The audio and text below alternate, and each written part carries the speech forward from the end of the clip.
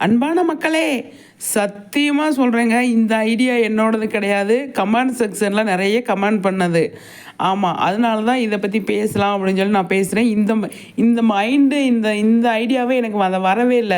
இந்த மேளதாளங்கள பார்த்தோனே நான் வந்து ஏதோ செலிப்ரேஷன் இருக்கு போல, ஏதோ பண்றாங்க அப்படின்னு தான் யோசித்தேன்.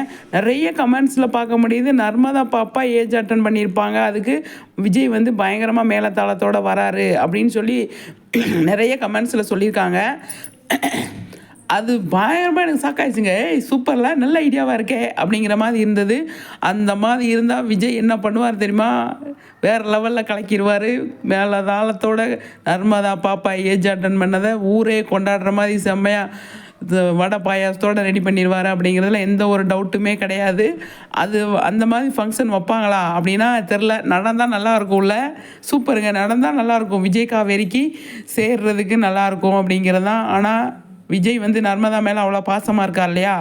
அதனால் கண்டிப்பாக நர்மதா ஏஜ் அட்டன் பண்ணிட்டா அப்படின்னு சொல்லி ஒரு சீனெல்லாம் கொண்டு வந்தாங்கன்னு வச்சுக்கோங்க, தெறிக்க விட்டுருவாங்க. மகாநதி டிஆர்பியில் நம்பர் 1 இடத்துக்கு போயிடும் அப்படிங்கிறதுலாம் அதில் டவுட்டே கிடையாது. என்ன மக்களே சொல்கிறீங்க? கருத்துக்களை சொல்லுங்கள் மக்களே. இது நீங்கள் கொடுத்தது தான் இது.